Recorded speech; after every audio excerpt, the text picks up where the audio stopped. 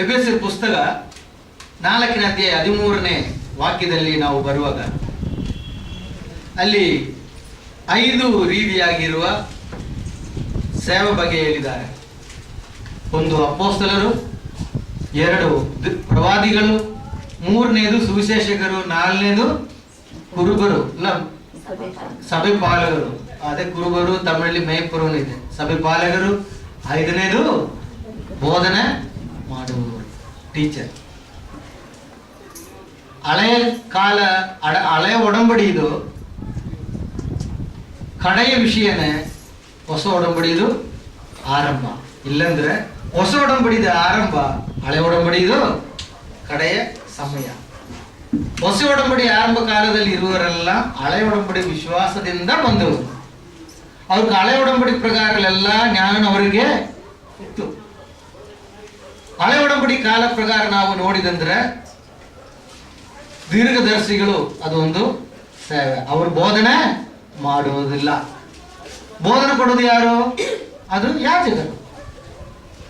ಬೈಬಲಲ್ಲಿ ನಾವು ನೋಡಬಹುದು, ಮೋಸೆ ಅವನ ಪ್ರವಾದಿ, ಅವನ ಯಾಜಕನಲ್ಲ. ಯಾಜಕ ಯಾರು? ಅವ ಅಣ್ಣಾರು. ತಿರ್ಗಾ ಮುಂದಕ್ಕೆ ಬರುವಾಗ ದಾವೀದ ರಾಜ ಕಾಲ ನೋಡಿದಂತರ ಇದು ರಾಜಕಳುಡೆ ಕಾಲ. ಆ ಕಾಲ ಬರುವಾಗ ದಾವೀದು ರಾಜ, ಅಲ್ಲಿ ಒಂದು ಪ್ರವಾದಿ ಇತ್ತು, ಇದಾನೆ ನಾಥ. ನೀವು ಅವನೇ ಬಷಬ ಕೇಳಿದ್ರು, ಹೋಗಿ ಹೇಳು, ನೀವು ಹೇಳಿ ಒಂದು ದಿನ ನಿಮ್ಮ ಮಗನ ನಾನು ರಾಜನಾಗ ಮಾಡ್ತೀನಿ, ಸಾಲ ಮಾಡು ಐಡಿಯಾ ಕೊಟ್ಟು ತಿರುಗ ದೀರ್ಘದರ್ಶಿಯ ಪ್ರವಾದಿಯಾಗಿ ಅಲ್ಲಿ ಹೋಗಿ ಸಲೋಮೋನಕ್ಕಾಗ ಮಾತಾಡಿ ಸಲೋಮೋನ ಅಭಿಷೇಕ ಮಾಡುವುದು ನಾಥ. ಅದು ಯಾಜಕನಲ್ಲ. ಯಾಜಕನ್ ಬೇರೆ ಒಂದು ವ್ಯಕ್ತಿ ಇತ್ತು. ತಿರ್ಗಾ ಮುಂದಕ್ಕೆ ಬರುವಾಗ ದಾವೀದ ಕಾಲ ಆಯಿತು, ಸೊಲೊಮೋನ ಕಾಲ ಆಯಿತು, ಯೆರೊಬ್ಬಾಮ್ ಕಾಲ ಆಯಿತು. ಇಸ್ರೇಲ್ ದೇಶ ವಿಭಾಗವಾಯಿತು. ಯೂದ ದೇಶ ಮತ್ತು ಇಸ್ರೇಲ್ ದೇಶ ಆಯಿತು. ಇಸ್ರೇಲ್ ದೇಶದ ರಾಜ ಯೆರೊಬ್ಬಾಮ್ ಏನ್ ಮಾಡ್ತಾನೆ? ಒಂದು ವಿಗ್ರಹ ಸೃಷ್ಟಿ ಮಾಡಿ ಅದಕ್ಕೆ ಬೆಲೆ ಕೊಡುತ್ತಾನೆ. ಆ ಸಮಯ ಯೂದ ದೇಶದಿಂದ ಒಂದು ಪ್ರವಾದಿನೇ ದೇವರು ಕಳಿಸಿದ್ದಾರೆ. ಮೆಸೇಜ್ ಕೊಡೋದಕ್ಕಲ್ಲ, ಈ ವಿಷಯ ಹೇಳಿ ಸ್ಟ್ರೈಟಾ. ಅದೇ ಪ್ರವಾದಿ ಏನು ಕೆಲಸ? ದೇವರು ಏನು ಹೇಳ್ತಾರೆ ಆ ವಿಷಯ ಹೇಳಿ ಅಲ್ಲಿಂದ ಬರುವುದು. ಅದು ಎಕ್ಸ್ಪ್ಲೇನ್ ಮಾಡೋದ್ರ ಒಂದು ಕೆಲಸ ಅಲ್ಲ. ಅಲ್ಲಿ ಯೆರೊಬ್ಬಾಮ್ ಏನ್ ಮಾಡ್ತಾನೆ? ಬೆಲೆ ಕೊಡೋದ್ರಿಂದಾನೆ. ಇವನು ಹೋಗಿ, ರಾಜಾವೇ ನೀವು ಬೆಲೆ ಕೊಡಬೇಡ. ಈ ವಿಗ್ರಹ ಏನಾಗುತ್ತೆ? ದೇವರ ಹೆಸರಿನಲ್ಲಿ ಹೇಳ್ತೀನಿ, ಇದು ಮುರಿದು ಅದು ನಾಶವಾಗಿ ಧೂಳು ಧೂಳಾಗಿ ಹೋಗುತ್ತೆ. ಇದು ರಾಜನ ತುಂಬಾ ಕೋಪ ಆಯಿತು. ಅವನು ಅವನ ಮೇಲೆ ಹೊಡೆದು ಕೈ ಚಾಚುವಾಗ ಏನಾಯ್ತು? ಕೈಯಲ್ಲಿ ನಿಂತು ಗೊತ್ತಾಯ್ತು ಇದು ದೇವರದು ಕೋಪ. ಆ ಸಮಯ ಅವನು ಹೇಳಿದ ಸ್ವಲ್ಪ ಪ್ರಾರ್ಥನೆ ಮಾಡಿ. ಅವನು ಪ್ರಾರ್ಥನೆ ಮಾಡಿದ್ರು, ಜೆರೊಬ್ಬಾಮನ ಕೈ ತಿರುಗ ಅದೇ ರೀತಿಯಲ್ಲಿ ಆಯಿತು. ಆಗ ಈ ಪ್ರವಾದಿಗೆ ಯೂದ ದೇಶದಿಂದ ಬರುವಾಗ ದೇವರೊಂದು ಆಜ್ಞೆ ಕೊಟ್ಟಿದ್ದಾರೆ, ನೀವು ಹೋಗುವ ದಾರಿಯಲ್ಲಿ ಯಾರ ಹತ್ರ ಮಾತಾಡಬಾರದು. ಆ ಇಸ್ರೇಲ್ ದೇಶದ ಏನು ಊಟ ಮಾಡಬಾರದು, ತಿನ್ಬಾರದು. ಹೇಳಿಬಿಟ್ಟು ನಿನ್ ಕರ್ತವ್ಯ ಆಗಿದೆ, ಸ್ಟ್ರೈಟ್ ವಾಪಸ್ ಬನ್ನಿ. ಸರಿ ದೇವರೇ, ಇವನು ಹೋಗಿದೆ ಮಾತಾಡಿದ್ದಾನೆ. ದಾರಿಯಲ್ಲಿ ಏನಾಯ್ತಂದ್ರೆ, ಇದು ನೋಡಿರುವ ಆ ದೇಶದಲ್ಲಿರುವ ಒಂದು ಪ್ರವಾದಿದು ಮಕ್ಕಳು ಇದು ನೋಡಿದ್ರು. ಹೋಗಿ ಮನೇಲಿ, ಅಪ್ಪ ಅಪ್ಪ ಈ ತರ ಇವತ್ತು ಯೂದ ದೇಶದ ಒಂದು ಪ್ರವಾದಿ ಬಂದು ಈ ವಿಷಯ ಹೇಳಿದ್ದಾರೆ, ಈ ಇದ್ರಲ್ಲಿ ಆಯ್ತು. ಎಲ್ಲಿಪ್ಪ ಪ್ರವಾದಿ? ಮಕ್ಕಳ ಹತ್ರ ತಂದ ಕೇಳಿದ್ರು. ಇಲ್ಲ, ಈ ಊರಿಗೆ ಹೋಗ್ತಾರೆ, ಈ ದೇಶದಲ್ಲಿ ಏನು ತಿನ್ನಲ್ಲ ಹೇಳಿ ಹೋಗ್ತಾರೆ ವಾಪಸ್ ಯೂದ ದೇಶ. ಅಯ್ಯೋ, ಅದ್ರ ಬಿಡಬಾರದಪ್ಪ, ಪ್ರವಾದಿಗೆ ಏನನ್ನು ನಾವು ಆಹಾರ ಕೊಡಬೇಕು. ನಾವು ಕರೀದ ಬರಲ್ಲ, ನೀವು ಹೋಗಿ ಕರೀ. ನೀವು ಹೋಗಿ ಹೇಳಿ ಕರೀತಾರೆ. ಯಾರು? ಈ ದೇಶದಲ್ಲಿರೋ ವಯಸ್ಸಾಗಿರೋ ಪ್ರವಾದಿ. ಇವರೋಗಿ ಅವ್ರಿಗೆ ವಾಪ ಮನೆಯಲ್ಲಿ ಬಂದು ಊಟ ಮಾಡಿ ಹೋಗು. ಅವ್ರು ಹೇಳಿದ್ದಾರೆ, ಇಲ್ಲ ಇಲ್ಲ, ದೇವರು ಹೇಳಿದ್ದಾರೆ ನನ್ನ ಹತ್ರ ನಿಮ್ಮ ಮನೆಯಲ್ಲಿ ಬಂದು ಊಟ ಮಾಡಬಾರದು, ಯಾರ ಮನೆಯಲ್ಲಿ ಊಟನೇ ದೇಶದಲ್ಲಿ ಮಾಡಬಾರದು, ಹೊರಗಡೆ ಬಂದು ಊಟ ಮಾಡಬೇಕು ಅಂತ ಹೇಳಿದ್ದಾರೆ. ಇಲ್ಲ ಇಲ್ಲ, ದೇವರು ನಾನೊಂದು ಪ್ರವಾದಿ ನನ್ನ ಹತ್ರ ಹೇಳಿದ್ದಾರೆ, ನನ್ನ ಮಗನ ಹತ್ರ ನನ್ನ ಹತ್ರ ಹೇಳಿದೆ, ಅವನು ಊಟ ಮಾಡಿ ಹೋಗ್ತಾನೆ, ಅವನ ಕರೆದು ಬಿಟ್ಟು ಅವನಿಗೆ ಊಟ ಕೊಡು. ಓ ಹೌದಾ, ಸರಿಪ್ಪ ಬರ್ತೀನಿ ಅಂದಿದ್ದಾರೆ. ನೋಡಿದ್ರೆ ಈಗ ಬಂದಿದ್ರು, ಊಟ ಕೊಟ್ಟಿದ್ರು, ಊಟ ಮಾಡಿದ್ರು. ಊಟ ಮಾಡಿ ಕತ್ತ ಮೇಲೆ ಬರುವಾಗ ದೇವರು ಅವ್ನು ಕೇಳಿದ್ರು, ನೀವು ನನ್ನ ಮಾತು ಮೀರಿ ಬಂದಿದ್ದರಿಂದ ನೀವು ಊರ ಬಿಟ್ಟು ಹೋಗೋದೇ ಇಲ್ಲ, ದಾರಿಯಲ್ಲಿ ನೀವು ಸತ್ತೋಗ್ತೀರಾ. ಸ್ವಲ್ಪ ದೂರ ಹೋಗಿ ಯಾರು ಇಲ್ಲ ಜಾಗದಲ್ಲಿ ಒಂದು ಸಿಂಹ ಬಂದಿದ್ರು, ಇವನ ಕೊಲೆ ಮಾಡಿದ್ರು. ಆಗ ಸಿಂಹ ಆ ಮಾಂಸ ಮುಟ್ಟೇ ಇಲ್ಲ, ರಕ್ತ ನಾಯಿ ನಕ್ಕಿದ್ರು. ಅರ್ಥ ಆಯ್ತಾ? ತಿರ್ಗಾ ಈ ಪ್ರವಾದಿ ಹೋಗಿ ಅವ್ರ ಹತ್ರ, ಅಯ್ಯೋ ಮಣ್ಣು ಮಾಡುವಾಗ ಪ್ರಾಯಸ್ನಾಗಿರುವ ಪ್ರವಾದಿಯೇ, ನಿನ್ ಮಾಡಿರೋ ಪಾಪ ನಿನ್ ತಲೆ ಮೇಲೆ ಇರುತ್ತೆ. ನೋಡಿದ್ರೆ ಈಗ ಫಸ್ಟ್ ಏನ್ ಹೇಳಿದ, ನಾನೊಂದು ಪ್ರವಾದಿ, ದೇವ್ರು ನನ್ನ ಹತ್ರ ಮಾತಾಡಿ. ಈಗ ಏನ್ ಹೇಳಿದಾನೆ, ನೀನ್ ಮಾಡಿರೋ ಪಾಪ ನಿನ್ ತಲೆಯಲ್ಲಿ ಹೋಗಿದೆ. ಯಾರಕ್ಕೆ? ಇವ ಜೀವನ ಹೋಗಿದೆ, ಆ ಕುಟುಂಬಕ್ಕೆನ ಹೋಗಿದೆ. ಇದೆಲ್ಲ ನಾವು ಎಚ್ಚರಿಕೆಯಾಗಿ ಇರಬೇಕು. ಈ ಕಾಲದಲ್ಲಿ ಅನೇಕರು ಪ್ರವಾದಿಗಳು, ಅಪೊಸ್ತಲರು ಹೆಸರಲ್ಲಿ ಬರ್ತಾರೆ. ನನ್ನ ಹತ್ರ ದೇವರು ಮಾತಾಡಿದ್ರು. ಆಗ ಈ ಪ್ರವಾದಿ ಹತ್ರ ದೇವರು ತಿನ್ಬಾರದನ್ನು ಹೇಳದಂದ್ರೆ, ತಿನ್ಬೇಕಂದ್ರೆ ಆ ಪ್ರವಾದಿ ಹತ್ರ ದೇವರು ತಿರ್ಗ ಹೇಳ್ಬೋದು, ಅಲ್ಲಿ ಹೇಳ್ತಾರೆ. ಅರ್ಧ ಪರ್ಧ ಹೇಳೋ ದೇವ್ರಲ್ಲ ನಮ್ಮ ದೇವರು. ಆಮೇಲೆ ಎಚ್ಚರಿಕೆಯಾಗಿ ಇರಬೇಕು. ಈಗ ನಾವು ಲಾಸ್ಟ್ ವೀಕ್ ನೋಡಿದ್ರು, ಹೊಸ ಒಡಂಬಡಿಕೆಯಲ್ಲಿ ಅಗಪ್ಪು ಎಂಬ ಒಂದು ಪ್ರವಾದಿ, ಇವ ಹಳೆ ಒಡಂಬಡಿ ಕಾಲದಲ್ಲಿರೋ ವಿಶ್ವಾಸಿ. ಆಗ ಯೇಸು ಕ್ರಿಸ್ತನ ಸ್ವೀಕರಿಸಿ ಹೊಸ ಒಡಂಬಡಿ ಕಾಲದಲ್ಲಿ ವಿಶ್ವಾಸಿಯಾಗಿದ್ದಾನೆ. ಅವನೊಂದು ಮನೆಯಲ್ಲಿ ಬಂದಿದ್ರು, ಆ ಮನೆಯಲ್ಲಿ ಪೌಲು ಬಂದಿದ್ದಾನೆ. ಇವನು ಪೌಲು ಯಾರನ್ನು ಗೊತ್ತಿಲ್ಲ, ನಾವು ಅದು ನೋಡಿದ ವಿಷಯ ಅಲ್ವಾ. ಅವನೇನು ಮಾಡಿದ್ದಾನೆ, ಪೌಲದು ನಡುಕಟ್ಟು ತಗೊಂಡು ಅವನ ಕೈಗಾಲಿ ಕಟ್ಬಿಟ್ಟು, ಈ ನಡುಕಟ್ಟು ಯಾರಿಗೂ ಸ್ವಂತನೋ ಅವನ ಅದೇ ರೀತಿಯಲ್ಲಿ ಯೆರೂಸಲೇಮಲ್ಲಿ ಆಗುತ್ತೆ ಅವನ ಜೀವನದಲ್ಲಿ ಹೇಳ್ತಾರೆ ಅಷ್ಟೇ. ಬೇರೆ ಅದಕ್ಕೆ ಎಕ್ಸ್ಪ್ಲೇನ್ ಅವನ ಕೊಟ್ಟಿಲ್ಲ. ಅವನು ಬಂತಾನ, ವಿಷಯ ಹೇಳ್ತಾನೆ, ಹೋಗ್ತಾನೆ. ಅದೇ ಆಗಪ್ಪ ಒಂದು ಸಾರಿ ಹೇಳಿದಾನೆ, ಕ್ಲೌಡಿಯಸ್ ರಾಜ ಕಾಲದಲ್ಲಿ ಈ ವರ್ಷ ಈ ಪ್ರಪಂಚ ಒಟ್ಟಕ್ಕೆ ಬರಗಾಲ ಬರುತ್ತೆ, ಎಚ್ಚರಿಕೆಯಾಗಿ. ಅದೇ ರೀತಿಯಲ್ಲಿ ಆಯ್ತು ವಾಕ್ಯದಲ್ಲಿ ಕೊಟ್ಟು. ಇದು ಪ್ರವಾದಿಗಳು. ಅವ್ರಿಗೂ ಬೇರೆ ಅದಕ್ಕೆ ಎಕ್ಸ್ಪ್ಲೇನ್ ಮಾಡುವುದು, ವಾಕ್ಯ ಹೇಳುವುದು ಅವ್ರ ಕರ್ತವ್ಯ ಅಲ್ಲ. ಆ ರೀತಿಯಲ್ಲ ಪ್ರವಾದಿಗಳು ಈ ಕಾಲದಲ್ಲಿ ಇಲ್ಲ, ಹೊಸ ಒಡಂಬಡಿಕೆಯಲ್ಲಿ. ಯಾಕೆಂದ್ರೆ ಹಳೆಯ ಒಡಂಬಡಿ ಪ್ರಕಾರ ಒಂದೊಂದು ವಿಷಯಕ್ಕೆ ಒಂದೊಂದು ವ್ಯಕ್ತಿ. ಯಾಜಕ ಅವನಿಗೆ ಪ್ರವಾದನೆ ಅಲ್ಲ, ಪ್ರವಾದಿ ಪ್ರವಾದನೆ ಹೇಳ್ತಾನೆ, ಬೇರೆ ವ್ಯಕ್ತಿ ಬೇರೆ ವಿಷಯ ಮಾಡ್ತಾನೆ. ಹೊಸ ಒಡಂಬಡಿ ಕಾಲದಲ್ಲಿ ಈ ಎಲ್ಲಾ ವಿಷಯ ಪ್ರತಿ ವ್ಯಕ್ತಿ ಮಾಡಬಹುದು. ಆತ್ಮ ಒಂದನೇ ಕೊರಿಂಥ 12ನೇ ಅಧ್ಯಾಯ ನೀವು ಓದುವಾಗ ಅಲ್ಲಿ ವಿಷಯ ಗೊತ್ತಾಗುತ್ತೆ.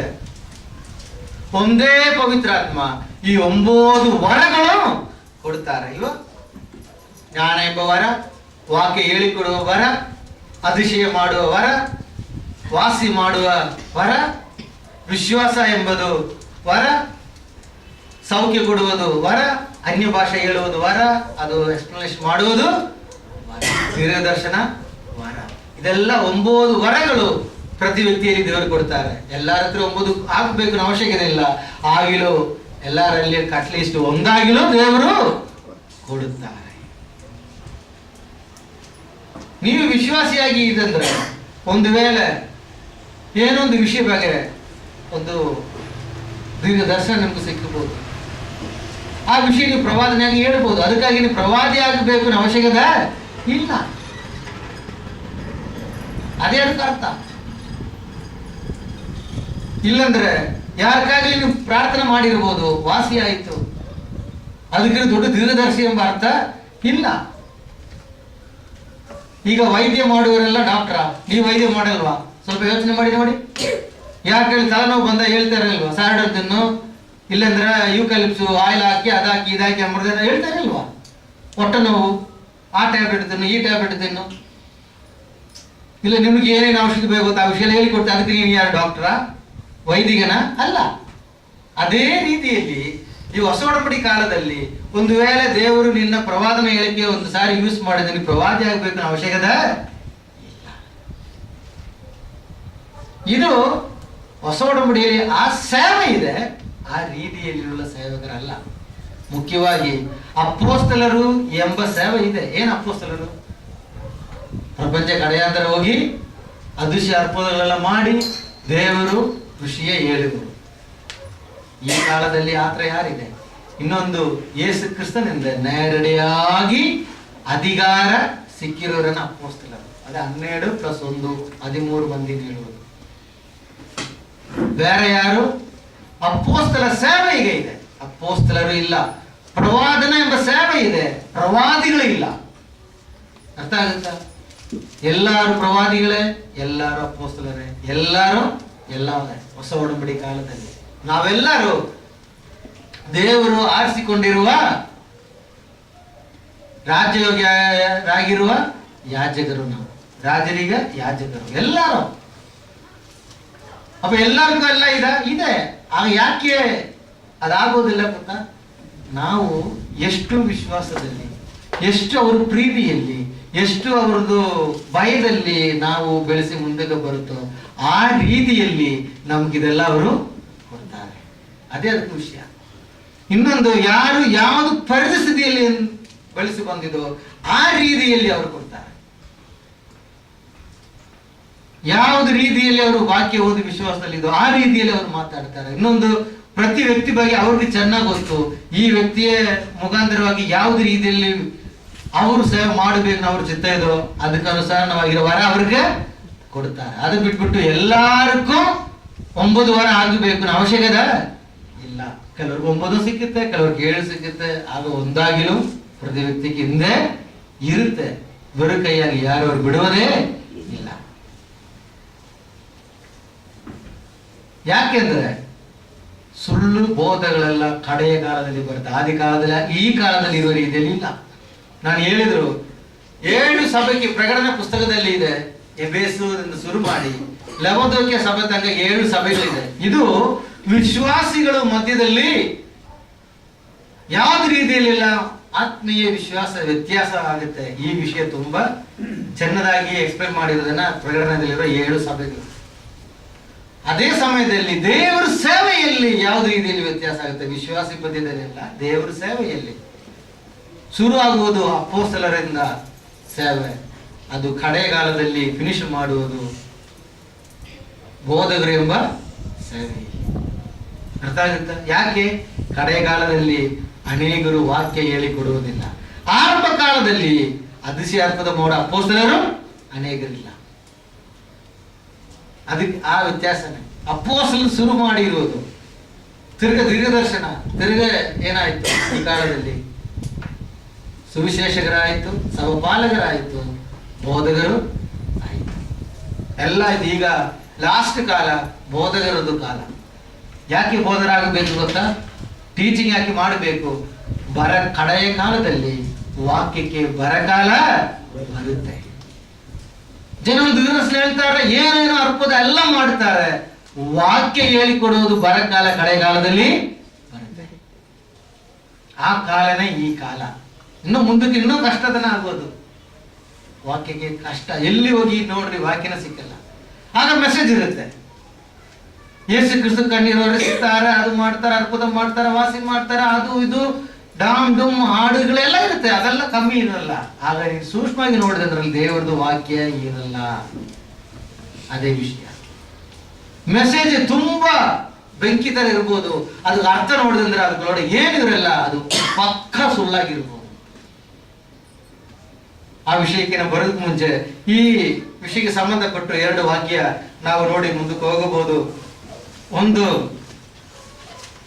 ಅಪೊಸ್ತಲರ ಪುಸ್ತಕ 8ನೇ ಅಧ್ಯಾಯ 40ನೇ ವಾಕ್ಯ. ಫಿಲಿಪ್ಪನು ಅಜೋತಿನಲ್ಲಿ ಕಾಣಿಸಿಕೊಂಡು ಅಲ್ಲಿಂದ ಕೈಸರಕ್ಕೆ ಬರುವ ತನಕ ಎಲ್ಲಾ ಪಟ್ಟಣಗಳಲ್ಲಿಯೂ ಸುವಾರ್ತೆಯನ್ನು ಸಾರುತ್ತಾ ಹೋದನು. ಅಲ್ಲಿ ಸಭೆ ಸೃಷ್ಟಿ ಮಾಡಿಲ್ಲ ಅವ. ಚೆನ್ನಾಗಿ ನೋಡಬೇಕು. ಅದು ಯಾರು? ಸುವಿಶೇಷನ ಕೆಲಸ ಯಾವುದು? ಪಟ್ಟಣ ಗ್ರಾಮ ಒಂದು ಪ್ರತಿ ಜಾಗದಲ್ಲಿ ಹೋಗಿ ಅವನ ಕೈಯಲ್ಲಿ ಯಾವ ರೀತಿಯಲ್ಲಿ ದೇವರ ಬಗ್ಗೆ ಸುವಾರ್ಥ ಸಾರುವುದು. ಅಲ್ಲಿ ಜನರು ಬರ್ತಾರೆ ಮುಂದಕ್ಕೆ. ಅವರೇ ಒಂದು ಸಭೆಗೆ ಹ್ಯಾಂಡ್ ಓವರ್ ಮಾಡುವುದು, ಇಲ್ಲ ಅಲ್ಲಿ ಒಂದು ಸಭೆ ಮಾಡಿ ಅಲ್ಲಿ ಒಂದು ಪಾಸ್ಟರ್ನ ಎಲ್ಲರನ್ನ ಅಪಾಯಿಂಟ್ಮೆಂಟ್ ಮಾಡಿ ಮುಂದಕ್ಕೆ ಹೋಗುವುದು. ಅದೇ ಯಾರ್ದು ಕೆಲಸ? ಸುವಾರ್ಥ ಸಾರುವುದು, ಸುವಿಶೇಷಕನ ಕೆಲಸ. ಪೌಲ್ ಒಂದು ಸುವಿಶೇಷಕನ್, ಅವನೊಂದು ಪಾಸ್ಟರ್ ಅಲ್ಲ. ಅರ್ಥ ಆಗುತ್ತಾ? ತಿಮೋತಿ ಒಂದು ಸುವಿಶೇಷಕನ್, ತೀತ ಒಂದು ಸುವಿಶೇಷಕನ್. ಅವ್ರು ಯಾರು ಪಾಸ್ಟರ್ಗಳಲ್ಲ. ಅದೇದು ಓನೇಸಿಮಸ್ ಒಂದು ವ್ಯಕ್ತಿ ಇದೆ. ಫಿಲ್ಮೋನ ಅಂತ ಪುಸ್ತಕ ಓದುವಾಗ ಅಲ್ಲಿ ಒಂದು ವ್ಯಕ್ತಿ ಇದ್ದಾನೆ, ಓನೇಸಿಮಸ್. ಅವನೊಂದು ಪಾಸ್ಟರ್. ಇದೆಲ್ಲ ವಾಕ್ಯ ಓದುವಾಗ ಗೊತ್ತಾಗುವ ವಿಷಯ. ಅವನ ಸುವಿಶೇಷಕನಲ್ಲ. ಒಬ್ಬ ಪಾಸ್ಟ್ ಅಂದ್ರೆ ಯಾರು? ಒಂದು ಜಾಗದಲ್ಲಿ ಕೂಡಿ ಬರುವ ಜನಗಳಿಗೂ ಆ ಜಾಗದಲ್ಲಿ ಮಾತ್ರ ನಿಂದು ಸುವಾರ್ಥ ಸಾರಿ ಜನಗಳಿಗೂ ಬುದ್ಧಿ ಹೇಳಿ ಕೊಡುವನೇ ಯಾರು? ಸಭಾ ಪಾಲಕರು. ಅರ್ಥ ಆಗುತ್ತೆ ವ್ಯತ್ಯಾಸ? ಆ ಸೇವೆ ಈಗ ಇದೆ, ಆ ಥರ ವ್ಯಕ್ತಿಗಳು ಈಗ ಇದ್ದಾರೆ. ಸುವಿಶೇಷ ಎಂಬ ಸೇವೆ ಈಗ ಇದೆ, ಸುವಿಶೇಷಗಳು ಈಗ ಇದ್ದಾರೆ.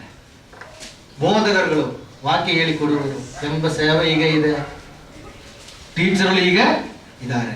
ಇಲ್ಲಾದದು ಇಬ್ರು, ಅಪೊಸ್ತಲರು ಎಂಬುವರು ಇಲ್ಲ, ದೀರ್ಘದರ್ಶಿಗಳು ಎಂಬುವರು ಈಗ ಇಲ್ಲ. ಯಾಕೆಂದ್ರೆ ದೀರ್ಘದರ್ಶನ ಎಂಬ ವರವಾಗಿ ಅವರು ಮಾಡಿದ್ದಾರೆ.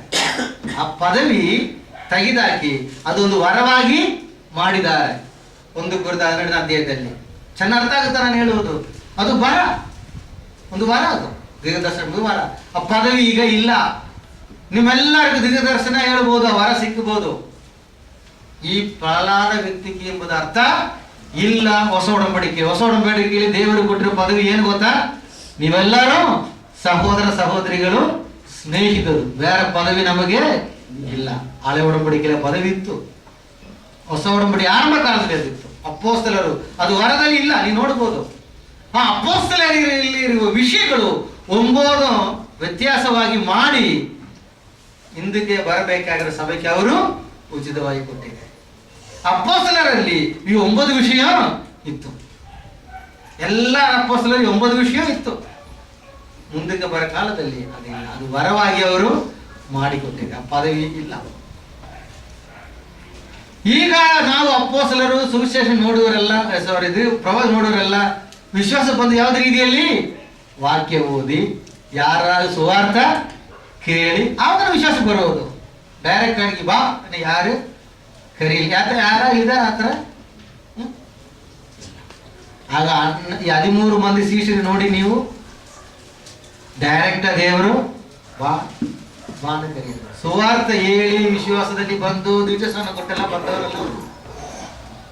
ಅದೇ ವ್ಯತ್ಯಾಸ. ನಾನು ಯಾಕೆ ತಿರುಗಿ ಹೇಳ್ತೀನಿ ಅಂದ್ರೆ, ಈ ಕಾಲದಲ್ಲಿ ಅನೇಕರು ಹೆಸರಿಗೆ ಮುಂದೆ ಅಪೊಸ್ತಲ ಹೇಳಿಬಿಟ್ಟು ಬರೀತಾರೆ ಅವ್ರ ಹೆಸರು, ದೀರ್ಘದರ್ಶಿನಿ ಹೇಳಿಬಿಟ್ಟು ಬರೀತಾರೆ ಅವ್ರ ಹೆಸರು. ಅದು ಒಂದು ಏಮಾರಿಸುವ ರೀತಿ ವಾಕ್ಯ ಪ್ರಕಾರ. ಅದು ನಿಜನೇ ಅಲ್ಲ. ಸ್ವಯವಾಗಿ ಹೊಗಳುವುದು ಅವರು. ಸ್ವಯವಾಗಿ ಹೊಗಳುವವರಿಗೆಲ್ಲ ದೇವರ ರಾಜ್ಯದಲ್ಲಿ ಜಾಗನೇ ಇಲ್ಲ.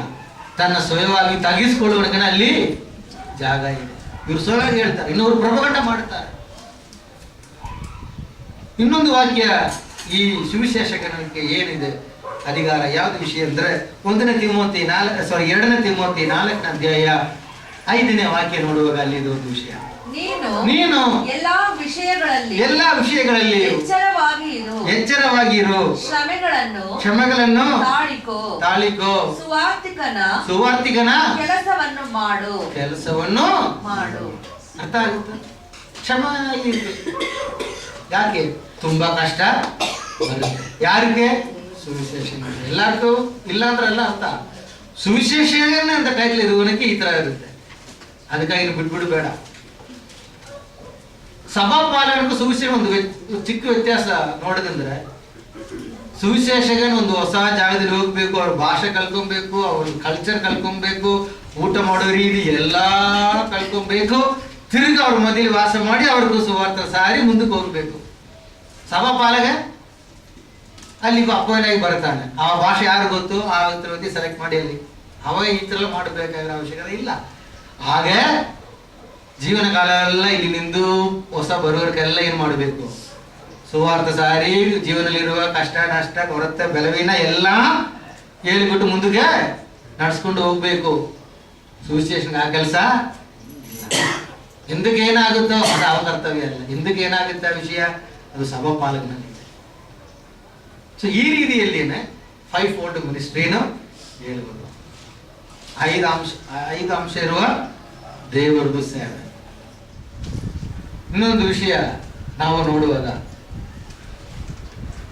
ಇಂಗ್ಲಿಷಲ್ಲಿ ಪಾಸ್ಟರ್ನ ಹೇಳುವುದು ಅದೇ ರೀತಿಯಲ್ಲಿ ಯಾವುದು ರೀಜನಲ್ ಲ್ಯಾಂಗ್ವೇಜ್ ಅಲ್ಲಿ ಭಾಷೆಯಲ್ಲಿ ಅದಕ್ಕೆ ಅರ್ಥ ಇಲ್ಲ.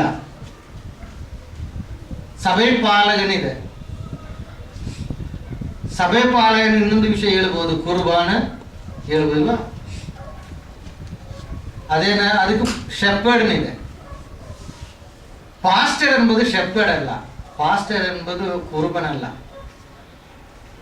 ಕುರುಬ ಏನು ನಾವು ನೋಡಬಹುದು, ಎಲ್ಲಿಯೂ ನೋಡಿ ಹೇ ಅವ್ ಕೂತ್ಕೊಂಡಿದ್ದ ನಮ್ಮ ಜಾಗದಲ್ಲಿ. ಇದೆಲ್ಲ ಇಲ್ಲಿ ಹೋಗಿ ಹುಲ್ಲು ಹಿಂದೆ ತಿಂದು ಏನು ನೀರು ಕುಡಿದು ಬೇರೆ ಜನಗಳದ್ದು ಜಮೀನಿಗೆ ಹೋಗಿ ತಿಂದು ಅವ್ರ ಗಲಾಟೆ ಮಾಡಬಾರು ಸೇರಿ ಬೇರೆ ಈ ರೀತಿಯಲ್ಲಿ ಇರುವನ ಕುರುಬ, ಅವನು ಕೂಲಿಸುತ್ತಿದ್ದ. ಪಾಸ್ಟರ್ ಎಂಬ ಪದ ಇಂಗ್ಲಿಷಲ್ಲಿ PASTURE ಪ್ಯಾಸ್ಚರ್ ಎಂಬ ಪದದಿಂದ ಬರುವುದು ಪಾಸ್ಟರ್. ಪಾಸ್ಚರ್ ಎಂಬ ಪದಕ್ಕೆ ಏನರ್ಥ? ಕೀರ್ತನೆ 23ನೇ ಅಧಿಕಾರದಲ್ಲಿ ನೋಡುವಾಗ ಅವರು ಯಾವುದು ನೀರ್ ಕಡೆ ನಮ್ಮ ಕರ್ಕೊಂಡು ಹೋಗ್ತಾರೆ? ಹಸುವಾಗಿರುವ ಜಾಗದಲ್ಲಿ ಕರ್ಕೊಂಡು ಹೋಗುತ್ತಾರೆ ಮತ್ತು ಶಾಂತವಾಗಿರುವ ನೀರಂಡಿ ನೀರ ಕಡೆ ಕರ್ಕೊಂಡು ಹೋಗೋನಲ್ಲ. ಯಾಕೆಂದ್ರೆ ಅನೇಕ ಸಮಯದಲ್ಲಿ ನೀರು ನಮ್ಮ ಕುಡಿಯೋಕೆ ಸಾಧ್ಯನೇ ಇಲ್ಲ. ಒಂದು ವಾಟರ್ ಫಾಲ್ಸ್ ಕಡೆ ಕರ್ಕೊಂಡೋಗಿ ನೀರು ಕುಡಿಯಕ್ಕೆ ಆಗುತ್ತಾ? ಸ್ವಲ್ಪ ಟ್ರೈ ಮಾಡಿ ನೋಡಿ, ಕುಡಿಯಕ್ಕೆ ಆಗಲ್ಲ. ಉಸಿರೇ ಬಿಡಕ್ಕೆ ಸಾಧ್ಯ ಇಲ್ಲ, ಅಷ್ಟು ಫೋರ್ಸ್ ಆಗಿ ನೀರು ಬರುತ್ತೆ. ಕೆಲ ನಾಲಿಗೆಯಲ್ಲಿ ಫೋರ್ಸ್ ಆಗಿ ನೀರು ಬರೋದು ಕುಡಿಯೋದೇ ಸಾಧ್ಯನೇ ಅಲ್ಲ. ಅಪ್ಪ ಕುಡಿಬೇಕಂದ್ರೆ ಅದು ಶಾಂತವಾಗಿರೋ ನೀರಾಗಿ ಇರಬೇಕು, ನೀರಾಗಿ ಇರಬೇಕು. ಆಗ ಈ ಪಾಸ್ಟರ್ ಅನ್ನು ಹೇಳುವರು ಆಂಗ್ಲ ಪ್ರಕಾರ ನೋಡಿದ್ರೆ ಹಸಿಯಾದ ಜಾಗದಲ್ಲಿ ಕರ್ಕೊಂಡು ಹೋಗಿ ಶಾಂತವಾಗಿ ನೀರು ಎಲ್ಲಿ ಇದೆ, ಯಾವುದು ಕುರಿಗಳಿಗೆಲ್ಲ ಯಾವ್ದು ತರ ನೀರು ಕುಡಿಕಾಗುತ್ತೆ ಅವನಿಗೆ ಚೆನ್ನಾಗಿ ಗೊತ್ತು. ಆ ರೀತಿಯಲ್ಲಿ ಅವರ ಕರ್ಕೊಂಡು ಹೋಗುವನೇ ಯಾರು? ಪಾಸ್ಟರು. ಮೇಯ್ಪರು ಇಲ್ಲಂದ್ರೆ ಗುರುಬರು ಎಂಬುದು ಅದಲ್ಲ. ಕರ್ಕೊಂಡು ಹೋಗ್ತಾರೆ, ಅವನಿಗೆ ಕೂಲಿ ಸಿಗುತ್ತೆ. ಇನ್ನೊಂದು ಸ್ವಂತ ಅಂದ್ರೆ ಯಾರಾಗ್ಲೂ ಈ ಗುರಿಗೆ ಎಷ್ಟಪ್ಪ ರೇಟು, 4,000 5,000 ಮಾರಿಬಿಡು. ಪಾಸ್ಟರ್ ಮಾಡುವನೇ, ಪಾಸ್ಟರ್ ಮಾಡಿ ಬಿಡುವನ ಅಲ್ಲ. ಅರ್ಥ ಆಗುತ್ತಾ? ಸೊ ಈ ಪದ ಇಂಗ್ಲಿಷಲ್ಲಿ ಇರುವುದು ಪಾಸ್ಟರ್. ಅದಕ್ಕೆ ಈಕ್ವಲ್ ಆಗಿ ಒಂದು ಪದ ಬೇರೆ ಲ್ಯಾಂಗ್ವೇಜ್ ಅಲ್ಲಿ ಇಲ್ಲ. ಕುರುಬಾನ್ ಹೇಳ್ಬೋದು, ಇಲ್ಲ ಮೇಯ್ಪನ್ ಆ ಥರನೇ ಹೇಳ್ಬೋದು, ಇಲ್ಲ ಪಾಲಕನ್. ಅದಕ್ಕೆ ಇಲ್ಲಿ ಯಾಕೆ ಕನ್ಫ್ಯೂಷನ್ ಕನ್ನಡದಲ್ಲಿ ಕೊಟ್ಟಿದೆ? ಸಭಾ ಪಾಲಕನ್ ಇದೆ, ಚರ್ಚ್ ಪಾಸ್ಟರ್ ಇದೆ. ಹಾಗಾದ್ರೆ ಆತ್ಮೀಯ ಅರ್ಥ ಈ ರೀತಿಯಲ್ಲಿ. ಸೊ ಒಂದು ವ್ಯಕ್ತಿ ಪಾಸ್ಟರ್ ಆಗಬೇಕಂದ್ರೆ ಯಾವ್ದು ರೀತಿಯಲ್ಲಿ ನೀ ಜೀವನ ಮಾಡಿದಂದ್ರೆ ಪ್ರತಿ ಸಭೆಯಲ್ಲಿರುವ ವಿಶ್ವಾಸಿಗಳದ್ದು ಆತ್ಮೀಯ ಬೆಳವಣಿಗೆ ಗೊತ್ತಾಗುತ್ತೆ. ಯಾವ್ದು ರೀತಿಯಲ್ಲಿ ನೀವು ಜೀವನ ಮಾಡಬೇಕು. ಇಲ್ಲಂದ್ರೆ ಒಂದು ಪಾಸ್ಟರ್ ನಾವು ಅಪಾಯಿಂಟ್ಮೆಂಟ್ ಮಾಡುವಾಗ ನಾನು ಹೇಳಿದಲ್ಲ, ಸುವಿಶೇಷ ಏನ್ ಮಾಡ್ತಾರೆ, ಒಂದೊಂದು ಜಾಗದಲ್ಲಿ ಹೋಗಿ ಸುವಿಶೇಷ ಸಾರಿ ಬಿಟ್ಟು ಒಂದು ವ್ಯಕ್ತಿನಲ್ಲಿ ಅಪಾಯಿಂಟ್ಮೆಂಟ್ ಮಾಡಿ ಮುಂದುಗಡೆ ಹೋಗ್ತಾರೆ. ಸೊ ಆ ವ್ಯಕ್ತಿಗಳಲ್ಲಿ ಯಾರು? ಆ ಸಭೆನೇ ಪಾಲಿಸುವರು, ನಡೆಸುವರು. ಆ ವ್ಯಕ್ತಿಗಳಿಗಿರುವ ಪಾಸ್ಟರ್ ಕ್ವಾಲಿಟಿ ಏನು ಹೇಳಿದ್ದಾರೆ? 1 ತಿಮೋಥಿ 3ನೇ ಅಧ್ಯಾಯ 2ನೇ ವಾಕ್ಯ ಓದುವಾಗ ಮತ್ತು 8ನೇ ವಾಕ್ಯದಲ್ಲಿ 2ನೇ ವಾಕ್ಯ, ಸಭಾಧ್ಯಕ್ಷನು ದೋಷಾರೋಪಣೆ ಇಲ್ಲದವನು, ಏಕ ಪತ್ನಿಯುಳ್ಳವನು, ಜಿತೇಂದ್ರಿಯನು, ಸ್ವಸ್ಥ ಚಿತ್ತನು, ಮಾನಸ್ಥನು, ಅತಿಥಿ ಸತ್ಕಾರ ಮಾಡುವವನು, ಬೋಧಿಸುವುದರಲ್ಲಿ ಪ್ರವೀಣನು ಆಗಿರತಕ್ಕದ್ದು. ಬೋಧಿಸುವುದರಲ್ಲಿ ಪ್ರವೀಣನಾಗಿರಬೇಕು, ಅತಿಥಿ ಸತ್ಕಾರ ಮಾಡುವನ ಇರಬೇಕು. ಪಾಸ್ಟ್ ಎಲ್ಲಾರ ಮನೆಗೆ ಓಡಿ ತಿಂತಾರೆ, ಕುಡಿತಾರೆ. ಅದೇ ರೀತಿಯಲ್ಲಿ ಇವ್ರ ಮನೆಗೆ ಬರೋರ್ಗೆ ಏನ್ ಮಾಡಬೇಕು? ಅತಿಥಿ ಸತ್ಕಾರ ಇರಬೇಕು. ಅನೇಕರಿಗೆ ಈ ವಿಷಯನೂ ಗೊತ್ತಿಲ್ಲ. ವಿಶ್ವಾಸಿಗಳು ಪಾಸ್ಟ್ಗಳು ಮನೆಗೆ ಹೋಗಿದಂದ್ರೆ ಕೂತ್ಕೊಳ್ಳೋದೇ ಇಲ್ಲ ಕೆಲವರು. ನಾನು ನೋಡಿದೆ, ಟೀ ಬೇಡ, ನಾನೇ ನಿಮ್ಗೆ ಕೊಡಬೇಕು. ಪಾಸ್ಟ್ಗಳಿಗೂ ಕರ್ತವ್ಯ ಇದೆ ಅತಿಥಿ ಸತ್ಕಾರ ಮಾಡುವುದಕ್ಕೆ. ಅನೇಕರು ಪಾಸ್ಟ್ ಮನೆಯಲ್ಲಿ ಊಟನೇ ಮಾಡಲ್ಲ. ಅಯ್ಯೋ ಅವ್ರ ಮನೇಲಿ ನಾವು ಊಟ ಮಾಡಲ್ಲ, ಅಯ್ಯೋ ಬೇಡ ಬೇಡ ನಾವೇ ಅವ್ರಿಗೆ ಊಟ ಕೊಡ್ತೀವಿ. ಇಲ್ಲ, ಅತಿಥಿ ಸತ್ಕಾರ ಪಾಸ್ಟ್ಗಳು ಮಾಡಬೇಕು. ಇನ್ನೊಂದು, ಬೋಧಕದಲ್ಲಿ ಪ್ರಾವೀಣ್ಯ ಇರಬೇಕು. ಯಾಕೆ? ನೀವು 100 ಜನ ನೋಡಿದ್ರೆ 100 ರೀತಿಯಲ್ಲಿ ಪ್ರಶ್ನೆ ಕೇಳ್ತಾರೆ, ಅದಕ್ಕೆಲ್ಲ ಉತ್ತರ ಕೊಡಬೇಕು. ಕೆಲವರು ವಾಗ್ವಾದ ಮಾಡ್ತಾರೆ, ಅಯ್ಯೋ ನಾವು ವಾಗ್ವಾದ ಮಾಡಕ್ಕಿಲ್ಲ ಅಂತ ಹೇಳಕ್ಕಾಗಲ್ಲ. ಯಾವ್ದು ರೀತಿಯಲ್ಲಿ ಪ್ರಶ್ನೆ ಬರುತ್ತೋ ಆ ರೀತಿಯಲ್ಲಿ ಅವ್ರಿಗೆ ಉತ್ತರ ಕೊಡಬೇಕು. ವಾಕ್ಯದಲ್ಲಿ ಪ್ರಾವೀಣ್ಯರಾಗಿ ಇರಬೇಕು, ಸಾಕ್ಷಿ ಇರಬೇಕು. ಅಕ್ಕಪಕ್ಕ ಇರೋರು ಪರವಾಗಿಲ್ಲಪ್ಪ, ಅವ್ರ ಹತ್ರ ನಮ್ಗೆ ಏನೋ ತೊಂದರೆ ಕಷ್ಟ ಇಲ್ಲ, ಅವ್ರು ಎಲ್ಲರ ಜೊತೆಗೆ ಬರ್ತಾರೆ. ಅದೇ ಬಿಟ್ಬಿಟ್ಟು ಸಾಕ್ಷಿ ಯಾವ್ದು ರೀತಿಲಿ ಇರ್ಬೋದು? ಅಯ್ಯೋ ತುಂಬಾ ಕಂಜೂಸ್, ಸಹಾಯನೇ ಮಾಡಲ್ಲ, ಮುಸುಡು, ಯಾರ ಹತ್ರ ಮಾತಾಡಲ್ಲ, ತುಂಬಾ ಕೋಪ, ಯಾವಾಗಲೂ ಶಾಪ ಹೇಳ್ತಾರೆ. ಈ ಸಾಕ್ಷಿ ಬಂದು ಏನು ಪ್ರಯೋಜನ?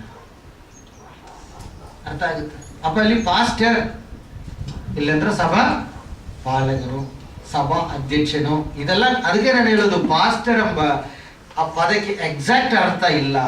ಸಭಾಧ್ಯಕ್ಷನ ಹೇಳ್ತಾರೆ, ಎಲ್ಡರ್ನ ಹೇಳ್ತಾರೆ, ಸಭಾ ಗುಂಪನ್ನ ಹೇಳ್ತಾರೆ. ಅರ್ಥ ಆಗುತ್ತಾ? ಇದೇ ವಿಷಯ. ಈ ರೀತಿಯಲ್ಲಿ ಇರಬೇಕು. ಇಲ್ಲ ಇವ್ರಿಗೊಂದು ಅಸಿಸ್ಟೆನ್ಸ್ ನೀವು ಇದು ಮಾಡಬೇಕೆಂದ್ರೆ ಏನ್ ಮಾಡಬೇಕು? ಅಸಿಸ್ಟೆನ್ಸ್ ಅಪಾಯಿಂಟ್ ಮಾಡ್ತೀರಾ, ಅವ್ರಿಗೆ ಕೆಲವು ವಿಷಯಗಳು ಎಕ್ಸ್ಟ್ರಾ ಕೊಟ್ಟಿದ್ದಾರೆ. ಯಾವುದಿದೆ? ಅದೇ 1ನೇ ತಿಮೋತಿ 3ನೇ ಅಧ್ಯಾಯ 8ನೇ ವಾಕ್ಯದಲ್ಲಿ ಇದೆ ಆ ವಿಷಯ.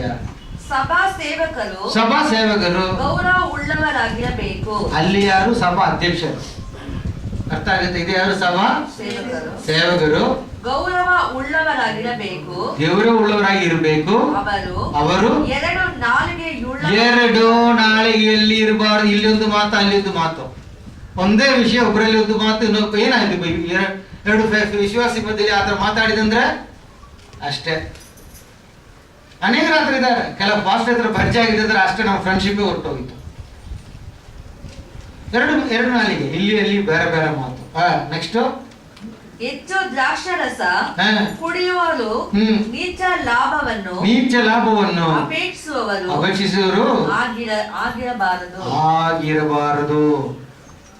ನಿಮಗೆ ಅದು ಕಮ್ಮಿಯೇ ಇಲ್ಲ. ಈ ನೀಚ ಲಾಭಕ್ಕೆ ಹಿಂದ ಕಡೆನೇ ಅನೇಕರಿದ್ದಾರೆ. ಅದಕ್ಕೆ ಹಿಂದ ಕಡೆನೆ ಹೋಗಿದಂದ್ರೆ ಏನು 5 ರೂಪಾಯಿಗಳು ಕವರಲ್ಲಿ ಸಿಕ್ಕಬೇಕು, ಇಲ್ಲ ಕೈಯಲ್ಲಿ ಪ್ರಿನ್ಸಿಪಲ್ ಪಾಸ್ಟರ್ ಹೇಳುವಾಗ ಕೈಯಲ್ಲಿ ಹಾಕಿ ಕೊಡಬೇಕು. ಇಲ್ಲಾಂದ್ರೆ ಮನೆಗೆ ಒಳಗಡೆ ಕಾಲೇ ತಿರುಗಿ ಇಡುವುದಿಲ್ಲ. ಈ ಲಾಭ ಇಚ್ಛೆಯಲ್ಲಿ ಹೋಗ್ತಾರೆ. ಇದು ಸೇವೆಯಲ್ಲ.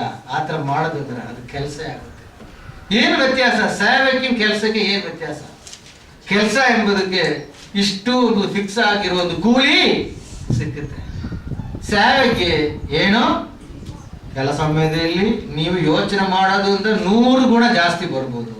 ಕೆಲ ಸಮಯದಲ್ಲಿ ಏನು ಸಿಕ್ಕೋದು ಆಗ ಒಂದು ದೇವರು ಕೊಟ್ಟು ಹೇಳಿದ್ದಾರೆ, ನಿಜವಾಗಿ ದೇವರಾಜ್ಯದಲ್ಲಿ ಜೀವ ಕಿರೀಟ ಕೊಡ್ತೀನಿ. ಆಗ ಪ್ರಪಂಚ ಜೀವನದಲ್ಲಿ ನೀವು ಕೊರತೆ ಇಲ್ಲದ ಮುಂದಕ್ಕೆ ನೀವು ಹೋಗಬಹುದು. ಅದು ಸೇವೆ. ಕೆಲಸನ ಬರುವಾಗ ಏನಾಯ್ತು? ಅಲ್ಲಿ ಕೂಲಿ ಫಿಕ್ಸಡ್ ಆಯ್ತು. ಅಪ್ಪ ಯಾರು ಕೂಲಿಗಿಂತ ಹೋಗ್ತಾರೋ ಅವ ಯಾವ್ದು ರೀತಿಯಲ್ಲಿ ಕೂಲಿನ ಹೇಳ್ತಾರೆ? ಅಲ್ಲಿ ಯಾವುದು? ನೀಚ ಲಾಭದಲ್ಲಿ ಹೋಗ್ತಾನೆ. ಯೇಸು ಕ್ರಿಸ್ತನ ಹೆಸರು ಹೇಳಿ. ಅದು ಮಾಡಬಾರದು. ಆತರ ವ್ಯಕ್ತಿಗಳನ್ನ ಏನ್ ಮಾಡಬಾರದು? ಅಪಾಯಿಂಟ್ಮೆಂಟ್ ಮಾಡಬಾರದು.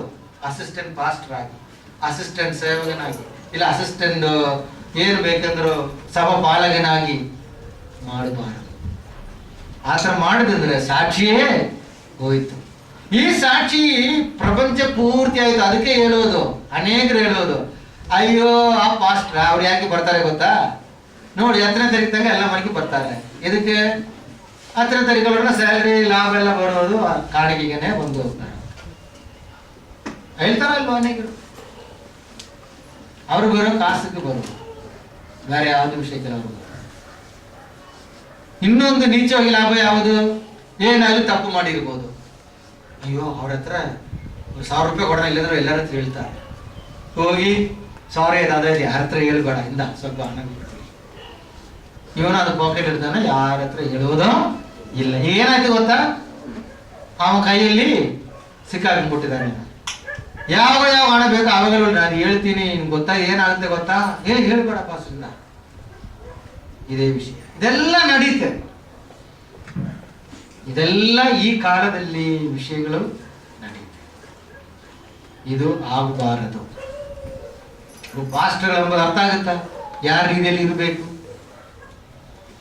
ಕಡೆ ಕಾಲದಲ್ಲಿ ಲಾಸ್ಟ್ ಇವತ್ತು ನಾವು ನೋಡೋ 3ನೇ ವಿಷಯ, ಇಲ್ಲಂದ್ರೆ ಆ ವಾಕ್ಯದಲ್ಲಿರುವ 5ನೇ ವಿಷಯ ಯಾವುದು?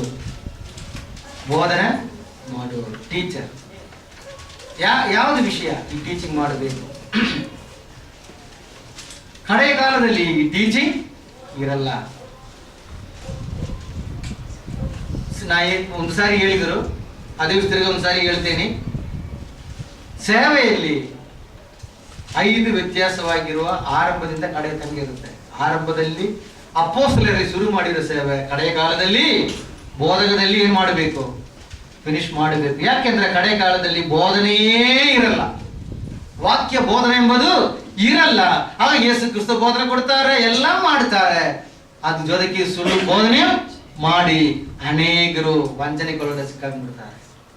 ಅದಕ್ಕೆ ಕಡೆಯದಲ್ಲಿ ಏನ್ ಮಾಡಿದ್ದಾರೆ ಅವರು? ಬೋಧನೆ ಈ ಕಾಲದಲ್ಲಿ ಬೇಕು. ಕಾಲ ಬರುತ್ತೆ, ಆ ಕಾಲ ಬಂತು. ನಾನು ಸ್ಟಾರ್ಟಿಂಗ್ ಅಲ್ಲಿ ಹೇಳಿದಲ್ಲ, ಒಂದು ವಿಷಯ ಇದೆ ಸಂಬಂಧಪಟ್ಟ ವಿಷಯ, ಅದು ನಾನು ಈಗ ಹೇಳಲ್ಲ. ನಮ್ಮ ಇವತ್ತು ಮೆಸೇಜ್ ವಿಷಯ ಬರುತ್ತೆ. ನಾನು ಹೇಳಿರುವುದು ವಿಷಯ, ಪ್ರತಿ ವಾರ ಹೊಸ ಹೊಸ ಹೊಸ ಕಳ್ಳ ಬೋಧನೆ ಬರುತ್ತೆ. ಈಗ ಕ್ರಿಶ್ಚಿಯನ್ ಚಾನೆಲ್ ಅಲ್ಲಿ ತುಂಬಾ ಮುಂದಕ್ಕೆ ಇರುವ ಒಂದು ಚಾನೆಲ್ ಏಂಜಲ್ ಟಿವಿ. ನಾನು ಹೇಳ್ತೀನಿ, ಅದು ಏಂಜಲ್ ಅಲ್ಲ, ವಂಚಕ ಮಾಡುವ ಟಿವಿ ಅದು. ಅವ್ರು ಹೇಳುವ ಪ್ರತಿ ವಿಷಯದಲ್ಲಿ ಕಳ್ಳ ಬೋಧನೆ ಇರುತ್ತೆ. ಯಾವಾಗಲೂ ವಿನ್ಸೆಂಟ್ ಸೆಲ್ವಕುಮಾರ್ನ ಹೆಸರು ಹೇಳುವಾಗ ಅವ್ರು ಹೇಳುವುದು ಮದಿಪು ಕೂರಿಯ ದೇವಮೈಂದ ದೀರ್ಘದರ್ಶಿ, ಈ ತರ ಹೇಳಿಬಿಟ್ರೆ ಅವ್ರ ಹೆಸರು. ಇದು ಪ್ರೊಪಗಂಡ ಮಾಡ್ತಾರೆ, ಈ ಸೆಲ್ವಕುಮಾರ್ ದೀರ್ಘದರ್ಶಿ. ಆಗೇನಾಯ್ತು ವಿಷಯ? ಈಗ ಅವರು ಪವಿತ್ರಾತ್ಮ ಭರೋಸನಾಗಿ ಹೇಳುವ ರೀತಿಯಲ್ಲಿ ತೋರಿಸ್ತಾರೆ, ಸ್ಕ್ರೀನ್ನಲ್ಲಿ ತೋರಿಸಿ ಅವರು ಹೇಳುವುದು ಅನೇಕ ವಿಷಯ ಹೇಳ್ತಾರೆ. ನಾನು ತಿರುಗಿ ಹೇಳ್ತೀನಿ, 100% 100% ಸುಳ್ಳು ಹೇಳುವುದೇ ಇಲ್ಲ. ಸ್ವಲ್ಪ ನಜ ಹೇಳಿ ಮತ್ತೆಲ್ಲ ಸುಳ್ಳು ಆಗ್ತಾರೆ. ಆಯ್ತಾ? ವಾಕ್ಯದಲ್ಲಿ ಇದೆ, ಪ್ರಸಂಗ ಪುಸ್ತಕ ನೋಡುವ 10ನೇ ಅಧ್ಯಾಯದಲ್ಲಿ, ಪರಿಮಳ ತೈಲ ಒಂದು ಬಾಟಲಲ್ಲಿ ಹಾಕಿದಂದ್ರೆ ತುಂಬಾ ಕಷ್ಟ ಮಾಡೋದಕ್ಕೆ. ಒಂದು ನೊಣ ಸಾಕು, ಸತ್ತ ನೊಣ ಸಾಕು, ಆ ಪರಿಮಳ ತೈಲ ಎಲ್ಲ ನಾಶವಾಗುತ್ತೆ. ಅದೇ ರೀತಿ ಒಳ್ಳೆ ವಿಷಯಗಳೆಲ್ಲ ಹೇಳಿ ಒಂದು ಸ್ವಲ್ಪ ಕಳ್ಳಬೋದ ಲಾಸ್ಟ್ ಮಾಡಿ ಜನಗಳಿಗೆ ಅದನ್ನ ಕಿವಿಯಲ್ಲಿ ಇರುತ್ತೆ, ಅದನ್ನ ಇವರು ಮಾಡುವುದು. ಹೇಳ್ತಾರೆ ಕಡೆ ಕಾಲದಲ್ಲಿ ನಮ್ಗೆ ಯುದ್ಧ ಮಾಡಬೇಕು, ಅದು ಮಾಡಬೇಕು, ಇದು ಮಾಡಬೇಕು, ಇದೆಲ್ಲ ಯುದ್ಧನೂ ನಾವು ಮಾಡಬೇಕಾದ್ರೆ ಅವಶ್ಯಕತೆ ಅಲ್ಲ, ದೇವದೂತರೇ ಮಾಡ್ತಾರೆ. ನಾವು ಏನು ಮಾಡಬೇಕು ಅಂದ್ರೆ ಎಫೆಸ ಪುಸ್ತಕ 6ನೇ ಅಧ್ಯಾಯದಲ್ಲಿ ಬರುತ್ತೆ, 12ನೇ ವಾಕ್ಯದ ನೋಡಿ, ನೀವು ಯಾವ ರೀತಿಯಲ್ಲಿ ಇರ್ಬೇಕು ಅಲ್ಲಿದೆ ವಿಷಯ. ಸರಿ, ಅದೆಲ್ಲ ನಮ್ದು ಟಾಪಿಕ್ ಇಲ್ಲಿ. ಆದ್ರೆ ಇದು ಬರ್ತಾರೆ, ಅದಕ್ಕೆ ನಿಮ್ಮ ಮಕ್ಕಳನ್ನ ದೀರ್ಘದರ್ಶನ ಹೇಳಿಕೊಡುವ ಕಾಲೇಜಿಗೆ ಕಳಿಸ್ರಿ, ನಮ್ಮ ಕಾಲೇಜಿಗೆ ನಾವು ಹೇಳಿಕೊಡ್ತೀನಿ. ಯಾವ್ದು ದೀರ್ಘದರ್ಶನ ಹೇಳಬೇಕು ಗೊತ್ತಿಲ್ಲ, ದೀರ್ಘದರ್ಶನ ಕಾಳದಲ್ಲಿ ಹೋಗಿ ಕಲ್ಕೊಂಡು ಹೇಳ್ಬೇಕಾ ನಮ್ಗೆ ಗೊತ್ತಿಲ್ಲ. ವಾಕ್ಯದಲ್ಲಿ ಇದೆ, ಅದೊಂದು ವರದಲ್ಲಿ ಒಂದು. ಇದೆಲ್ಲ ಅನೇಕ ವಿಷಯ ಆತರೆಲ್ಲ ಹೇಳಿ ದೊಡ್ಡ ಒಂದು ಸುಳ್ಳು ಹೇಳಿದ್ದಾರೆ. ವಾಕ್ಯನೇ ಉಲ್ಟಾ ಮಾಡುವುದು. ದೀರ್ಘದರ್ಶಿ ಇಲ್ವಾ, ಪ್ರವಾದ ಇಲ್ವಾ? ಅವ್ರು ಹೇಳೋದೆಲ್ಲ ಜನಗಳ ನಂಬಿಕೆ.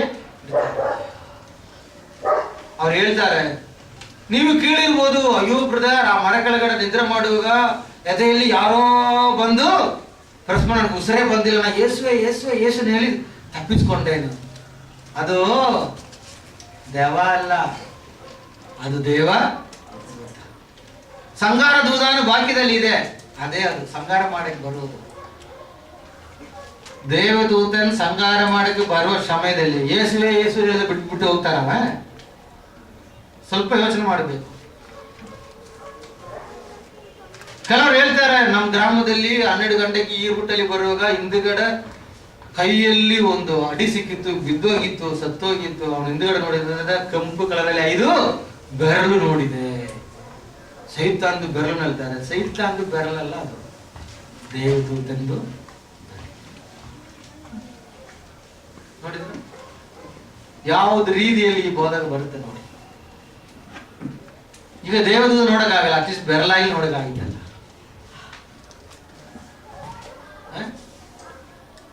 ಇದೆಲ್ಲ ವಾಕ್ಯದಲ್ಲಿರೋ ವಿಷಯಗಳೇ. ನಾವು ಹೇಳಿಕೊಡ್ತೀನಿ, ಹೇಳಿ ನೋಡಿ.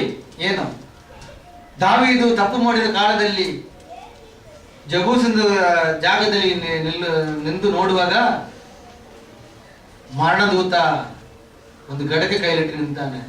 ನಾ ಅಲ್ಲಿ ನಿಲ್ಲು ಹೇಳಿದಾನೆ ದಾವೀದು, ಅಲ್ಲಿ ನಿಲ್ಲಿಸ್ಬಿಟ್ಟಿದ್ದೆ. ನೋಡಿದ್ರೆ ಕೊಲೆ ಯಾರು ಮಾಡ್ತಾರೆ? ಮರಣದೂತ, ದೇವರು ಕಳಿಸೋ ಮರಣದೂತ. ದೇವದೂತರಲ್ಲ ಅವರಲ್ಲ. ಸಾತಾನಕ್ಕೂ ಮನುಷ್ಯರ ಕೊಲೆ ಮಾಡುವ ಅಧಿಕಾರನೇ ಇಲ್ಲ. ಎಲ್ಲ ಅಲ್ಲೇಲಿಯಾ, ಅಲ್ಲೇಲಿಯಾ, ಅಲ್ಲೇಲಿಯಾ. ಇದಕ್ಕೆ ಸಾತಾನಕ್ಕೂ ಮನುಷ್ಯನ ಕೊಲೆ ಮಾಡುವ ಅಧಿಕಾರ ಇಲ್ಲ. ಅದಕ್ಕೆ ಸಾತಾನಲ್ಲಿಂದ ಬಯಲಿಡಬೇಡ, ಧೈರ್ಯವಾಗಿರಿ. ಸಾತಾನನ್ನ ಏನು ಮಾಡಕ್ಕಾಗಲ್ಲ.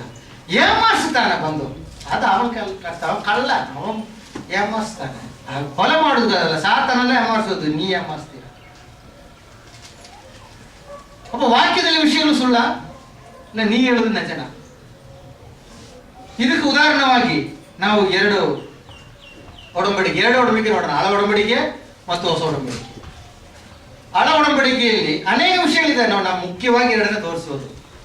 ಯೋಬ ಪುಸ್ತಕ 2ನೇ ಅಧ್ಯಾಯ 6ನೇ ವಾಕ್ಯ ನೋಡುವಾಗ ಅಲ್ಲಿ ಒಂದು ವಿಷಯ ನಮ್ಗೆ ಅರ್ಥ ಆಗುತ್ತೆ. ಯಾವ್ದು ವಿಷಯ ಅಂದ್ರೆ, ಸಾತಾನ್ ಊರೆಲ್ಲ ಸುತ್ತಾಡಿಕೊಂಡು, ಪ್ರಪಂಚ ಸುತ್ತಾಡಿಕೊಂಡು ದೇವ್ರ ಸಮ್ಮುಖದಲ್ಲಿ ಬಂದ ಸಮಯದಲ್ಲಿ ದೇವ್ರು ಕೇಳಿದ, ಏನಪ್ಪಾ ಏನಾಯ್ತು?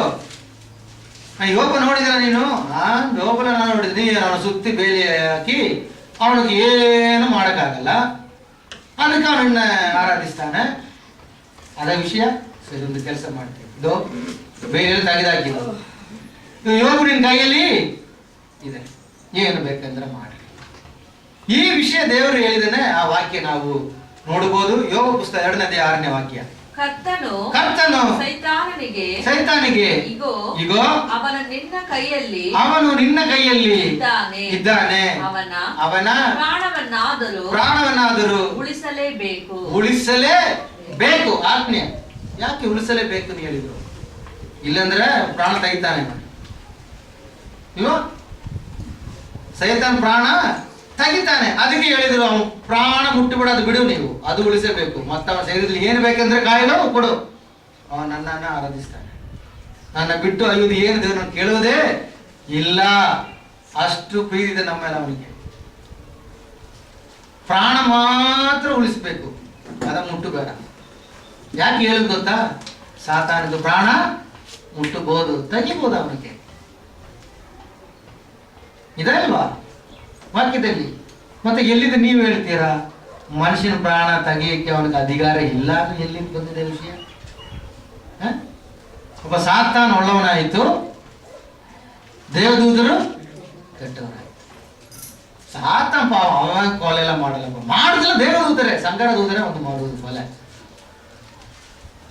ಅದೇ ಉಲ್ಟಾಯ್ತಲ್ವಾ?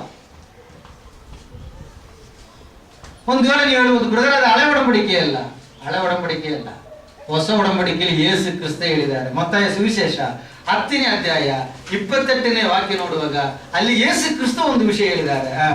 ಶರೀರವನ್ನು ಕೊಲ್ಲುವವರಿಗೆ ಹೆದರಬೇಡಿರಿ, ಯಾಕೆಂದರೆ ಅವರು ಆತ್ಮವನ್ನು ಕೊಲ್ಲಲು ಶಕ್ತರಲ್ಲ, ಆದರೆ ಆತ್ಮ ಮತ್ತು ಶರೀರ ಎರಡನ್ನು ನರಕದಲ್ಲಿ ನಾಶ ಮಾಡಲು ಶಕ್ತನಾಗಿರುವುದಕ್ಕೆ ಭಯಪಡಿರಿ. ಇಷ್ಟು ಕ್ಲೀನ್ ಆಗಿದೆ ಯೇಸು ಕ್ರಿಸ್ತ ಹೇಳಿದ್ರು. ದೇವರು ಸಾತಾನ ಬಗ್ಗೆ ವಿಷಯ ಹೇಳ್ತಾರೆ. ಶರೀರ ಮಾತ್ರ ಕೊಲ್ಲುವರಿಗೆ ನೀವು ಭಯ ಬೇಡ. ಸಾತಾನಿಗೆ ಶರೀರನೇ ಕೊಲ್ಲಕ್ಕಾಗುತ್ತೆ, ನಿಮ್ ಪ್ರಾಣ ತೆಗೆದಾಗುತ್ತೆ. ಆಗ ಆತ್ಮಕ್ಕೆ ನ್ಯಾಯ ತೀರ್ಪು ಕೊಡೋದು ಅವನಲ್ಲ, ಅದು ನಾನೇ. ನನ್ನಲ್ಲಿ ಭಯಭಕ್ತಿ ಇಡು. ಯಾಕೆ ಗೊತ್ತಾ? ಈ ಆತ್ಮ ಕಾಪಾಡೋದಕ್ಕೆ ನಾನು ಪ್ರಪಂಚದಲ್ಲಿ ಬಂದಿದೆ. ಆಮೇಲೆ ರಕ್ತ ಸುರಿಸುವುದು ಎಲ್ಲ ಅದಕ್ಕೆ, ನಿನ್ನ ನಿತ್ಯ ಜೀವನ ಕರ್ಕೊಂಡು ಹೋಗೋದಕ್ಕೆ ನಾ ಬಂದಿದ್ದು. ನನ್ನ ಕೈ ಬಿಟ್ಟು ಯಾರು ನಿನ್ನ ನರಗೆಲ್ಲ ಕರ್ಕೊಂಡು ಸಾಧ್ಯ ಇಲ್ಲ. ಅವನು ಬೇಕೆಂದ್ರೆ ಅವನಿಗೆ ಏನ್ ಮಾಡ್ಬೋದು? ಕೊಲೆ ಮಾಡ್ಬೋದು ನೀನು ಅಷ್ಟೇ. ಅವನಿಗೆ ಭಯ ಇಡಬೇಡ. ಯಾರ? ಸಾತಾನ. ಅದೇ ವಾಕ್ಯದಲ್ಲಿ ಎಷ್ಟು ಕ್ಲೀನಾಗಿ ಕೊಟ್ಟಿದೆ.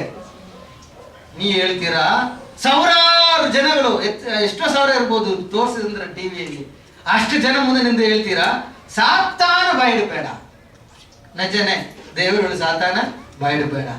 ಯಾಕೆ ಗೊತ್ತಾ? ಯೇಸು ಕ್ರಿಸ್ತ ಹೇಳಿದ್ರು ಆತ್ಮ ಅವನಿಗೆ ಏನು ಮಾಡಕ್ಕಾಗಲ್ಲ. ಇವ್ರು ಹೇಳ್ತಾನೆ ಅವನಿಗೆ ಪ್ರಾಣ ತಾಗಿರೋದಿಲ್ಲ. ಅವನು ಕೊಲೆ ಮಾಡೋಕೆ ಆಗಲ್ಲ ಸಾತಾನ. ಕೊಲೆ ಮಾಡೋದು ಯಾರು ಗೊತ್ತಾ? ದೇವದೂತರನ್ನೇ ಕೊಲೆ ಮಾಡ.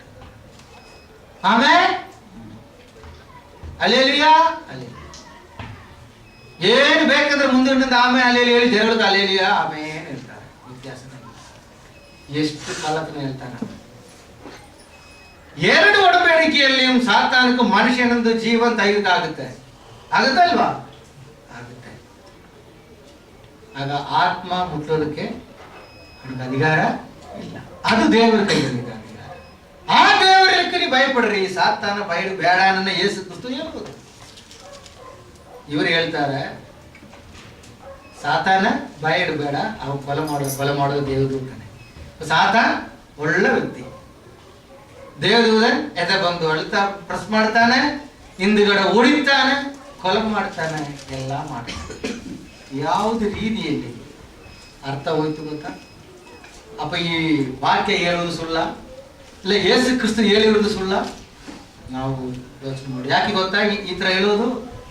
ಇದಕ್ಕೆ ಗೊತ್ತಾ ಜನಗಳು ಆಮೇಲೆ ಅಲ್ಲಿ ಹೇಳೋದು ಇದಕ್ಕೆಲ್ಲ? ಯಾಕೆಂದ್ರೆ ವಾಕ್ಯ ನಾನು ಅವ್ರಿಗೆ ಅಲ್ಲಿ ಯೇಸು ಕ್ರಿಸ್ತ ಬಗ್ಗೆ ಹೇಳಿಕೊಡ್ತಾ ಇಲ್ಲ. ಅವು ಒಂದೇ ಆಶೀರ್ವಾದ, ಸಂತೋಷ, ಮೇಲೆ ಆಗ್ತಾನೆ ಸುಳ್ಳು ಬೋಧಕ. ಇವು ನಂಬಿಕೆ ಏನಾಯ್ತು? ಇಷ್ಟು ಜನದ ನಂಬಿಕೆ ಏನಾಯ್ತು? ನಮ್ಮ ಕೊಲೆ ಮಾಡೋದು ಯಾರು? ದೇವದೂತರು. ಸಾತ ಮನುಷ್ಯನ ಮುಟ್ಟೋದೇ ಸಾಧ್ಯ ಇಲ್ಲ. ಆ ರೀತಿಯಲ್ಲಿ ವಾಕ್ಯಕ್ಕೆ ವಿರೋಧವಾಗಿ ಉಪದೇಶ ಪ್ರತಿದಿನ ಬರುತ್ತೆ. ಈ ರೀತಿಯಲ್ಲಿ ಹೊಸ ಹೊಸ ಉಪದೇಶಗಳು, ಕಳ್ಳ ಬೋಧಗಳು. ನಾವು ಎಚ್ಚರಿಕೆಯಾಗಿ ಇರಬೇಕು. ಅದಕ್ಕೆ ಕಡೆಗಾಲದಲ್ಲಿ ಬೋಧಕ ಸೇವೆ ಇರಬೇಕು. ಮುಖ್ಯವಾಗಿ ಟೀಚಿಂಗ್, ದೇವರದು ವಾಕ್ಯ ಹೇಳಿಕೊಡುವುದಿಲ್ಲಂದ್ರೆ ಜನಗಳೆಲ್ಲ ಅಳೆದು ಹೋಗುತ್ತೆ. ಎಲ್ಲ ಯೇಸುನ ಹೇಳುವುದು.